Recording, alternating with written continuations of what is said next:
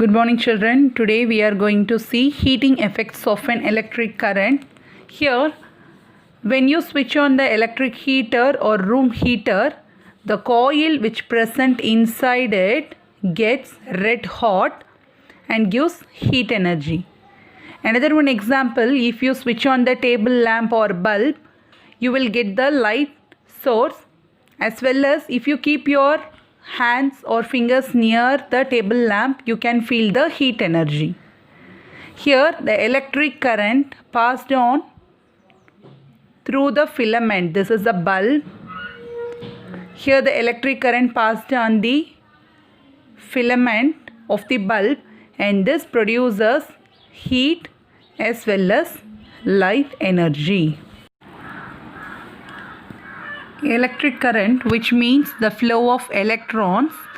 Here the electric current passed through the conducting materials which experience the resistance or friction, and this friction or resistance causes or change the mechanical energy into heat energy or light energy.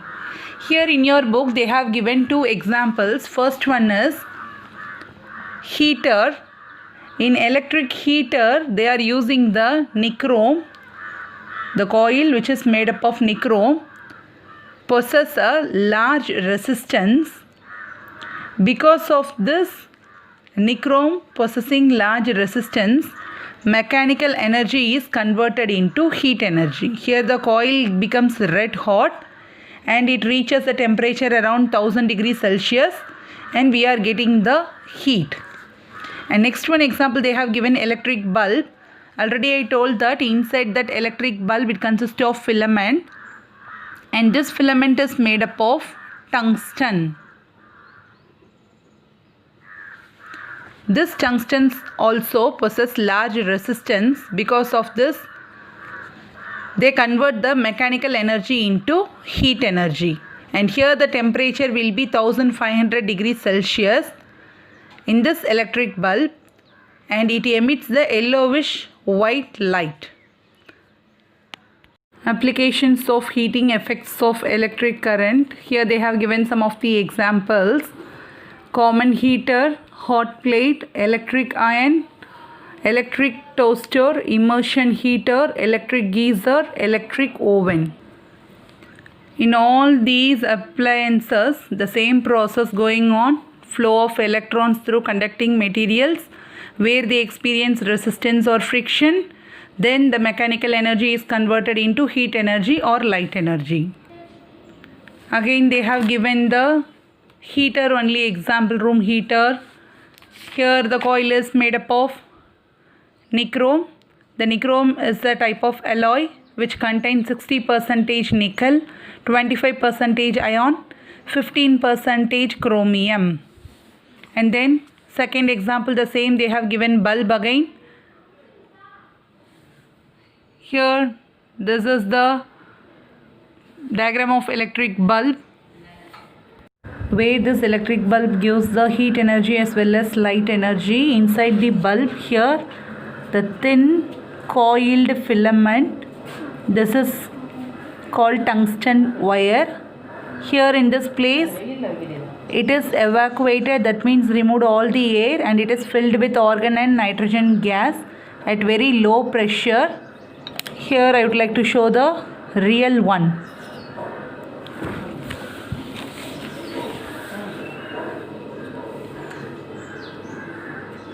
Can you able to see the thin filament of tungsten?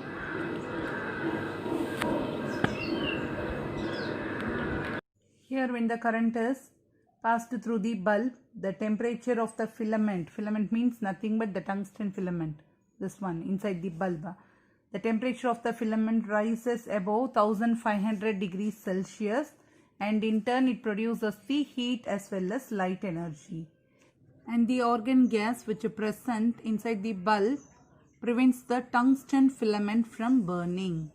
Here in the electric bulb, large amount of electrical energy is converted into heat energy rather than light energy. Here the electric bulb is inefficient, that much not good, because of the wastage of large amount of electricity. So nowadays they are using the fluorescent tube light, LED bulbs and tube lights. Next heading, fluorescent tube lights. Here this is the best substitute for other electrical filament based bulbs. Here this consumes less electric energy and which gives us light energy as well as heat energy. And here CFL bulbs are available nowadays and it is more expensive but 4 times more efficient than the filament based bulbs. Filament based bulbs mean this type of tungsten filament based bulbs. Fuse, a safety device in electric circuits. In the household wiring, a particular circuit is designed to bear maximum value of current, and this can be determined or found by insulated copper wire. For example, in an electric circuit, you are running 100-watt bulb and 80-watt fan, and it is connected by thin insulated copper wire. When these 100-watt bulb and 80-watt fan runs in the electric circuit, this copper wire will not get heat and will work normally. In case if you run 2000-watt bulb or room heater in this electric circuit which is connected with thin insulated copper wire, here the copper wire start melt and the bare wires, which is the live wire plus neutral wire, they comes in contact and it causes the electric sparking, that is fire, that is called as short circuit. And such a type of circuit in which all heavy watt appliances get run, that is called as overloaded circuit. And the electric fire or electric sparking, that is called as short circuit. And because of this short circuit, due to overloaded, may cause the great loss of property and life in homes and factories. These electric fires due to overloading can be prevented by using a simple device called fuse. Here, fuse, this is a safety device in an electric circuit, otherwise called as weakest part in electric circuit. When we apply or automatically the power comes from the power station in high, it gets melt and breaks the circuit, or when the circuit gets overloaded, it gets melts and breaks. I will show you the fuse wire here. This is fuse socket and this one is meter board. In the fuse socket, what I am taking, this is porcelain grip, and the one which is fixed on the board is porcelain casing, and this is porcelain grip. Characteristics of fuse. This is what called fuse wire. Here this is a alloy made up of 50% lead plus 50% tin, and it has a low melting point and melts around 200 degrees Celsius, and it is high resistance 1. This is what called porcelain casing. Here it is hollow, nothing present inside, and it is a rectangular shaped and made up of porcelain, a type of china clay, and it has two fixed rectangular brass terminals, T1 and T2, where T1 is connected with the live wire and there is no connection between T1 and T2, and this porcelain casing is fixed on the wooden board, and this is what called porcelain grip. Already I told you this is porcelain grip and porcelain casing. This is what called porcelain grip. Here it consists of a rectangular solid porcelain block. Porcelain is nothing but a type of clay, china clay, on one side, which are provided with the two rectangular copper clamps, These clamps tightly fit in the terminal T1 and T2 on the porcelain casing. In between the copper clamps, fuse wire is fixed.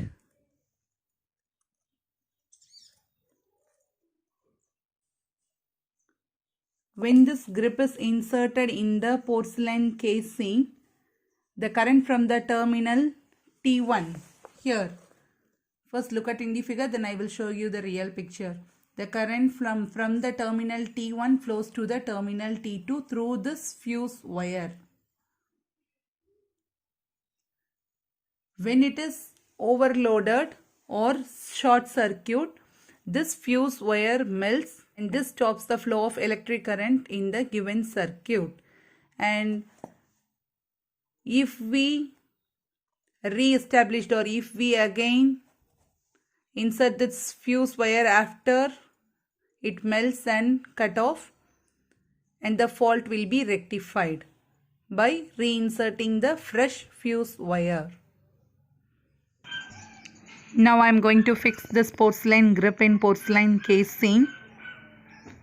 Here the fuse wire which is present inside the porcelain grip melts due to large current, due to short circuiting or due to fluctuation of current.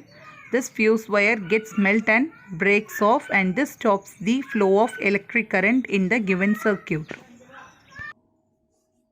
Here some of the electric appliances like a refrigerator, washing machine, LED 55 inches or 70 inches TV, those appliances are very expensive and highly sensitive to voltage fluctuations. Voltage fluctuations is nothing but variation in the voltage, high voltage, low voltage. At the time that more current passes through them and permanently damage the appliances. To avoid this, cartridge fuses are used. This is the picture of cartridge fuses, fuse wire, glass tube and metal clips, and these are fixed within the body of the appliances. Whether it may be refrigerator or TV, it is fixed with the appliances itself and it has the fixed value. Thank you.